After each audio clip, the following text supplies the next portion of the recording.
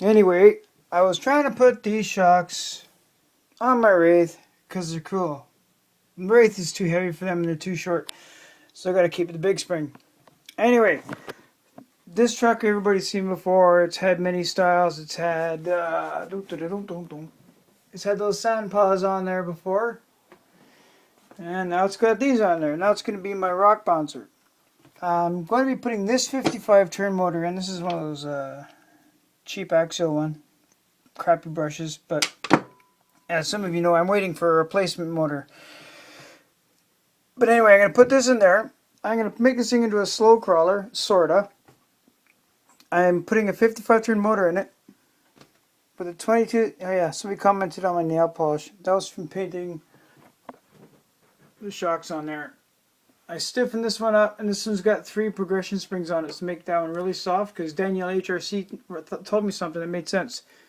Make this set of shocks stiffer, so these ones are about the same, because the back end carries it, and if this one's stiffer, it'll help it turn. If this one's not pushing down as hard, that way this one doesn't give as much resistance, but still works.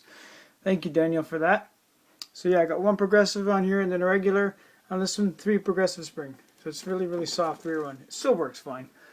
It will be going out soon. But anyway, back to what I'm talking about. So I'm putting a 20-tooth pinion gear on the motor. I'm putting a 80-tooth. I know you're thinking crawler, this should have a higher gear like an 87, like I just took off. This is an 80. You can see the difference. Much bigger, right? Well, I want to gear. Look at that. Bet you couldn't do that twice. I want to gear this thing as a fast with a slow motor. So it'll have a fast flywheel here on the spur gear. I call it a flywheel because it's got weight to it. But that's going to be, so it has some wheel speed, but lots of crawling torque so I can sit there and drag on the hills. Now, I know some people wonder how do you do the slipper clutches, because some people leave them loose to, well, break in this pad, but I don't think you're supposed to do that because it tells you not to do that in the kit. But anyway, look how thin they are. Just nothing to scrub off. But as you get there, you may do the same thing. I don't know.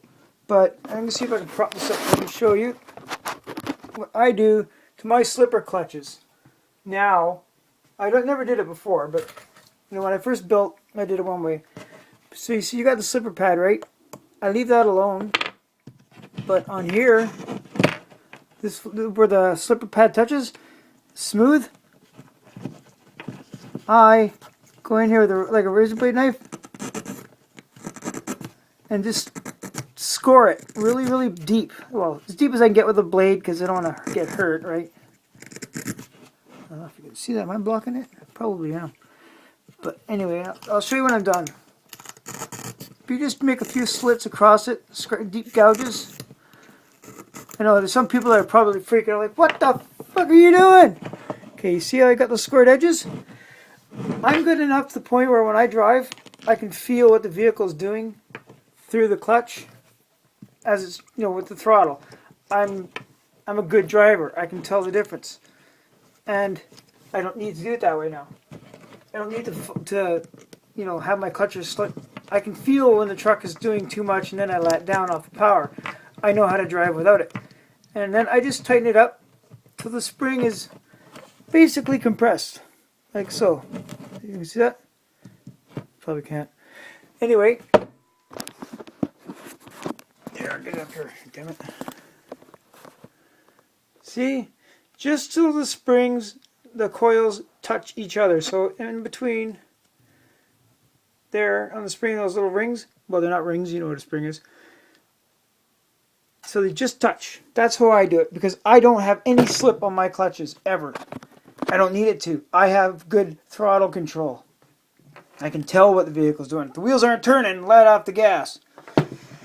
But that's me. So anyway, I got the 80 tooth on here. I'm going to put a 20 tooth on the motor. And in the diffs, I have a set of these. I call these the highway gears because they're the replacement heavy-duty bevel gears from Axial. And these ones are the... You can't really see it. No, am I going to be able to do it? No, I'll tell you. Anyway, it's a 36-14. So there's 36 teeth on this, on the spur, and then there's, or on the ring, sorry, and then there's 14 tooth on the pinion, which you can't see, you know. But anyway, so it's the wheels speed up, so they have speed, which is going to get turned into torque from there. So I have a little speed on the drivetrain side of it, but the torque in the motor to go slow. Now, don't be fooled, this motor is not very good. These cheap throwaway motors, they don't hold power, they're not very good at all, but I want to build right now, so I'm using this one. But when I get my good motor in, I'll be taking that son of a bitch out, and that can go back into here. See, I got motors now, but I mean, these are all like, that's a 27, those are 35s, that's a 12. This one, I don't know what the hell that is. I don't even know where the hell this came from. Outside of a toy. But, you know, I got this old 35, but that's old. It's beat up. This is the one that I got to get replaced from RC4WD as soon as we get here back from them peoples. Anyway, yeah. So, the race is going back together again. Transmission still feels good. Tight. Okay. Anyway, so there we go, guys. Hey, rock on, eh? Have fun, boys and girls. Everybody, have fun.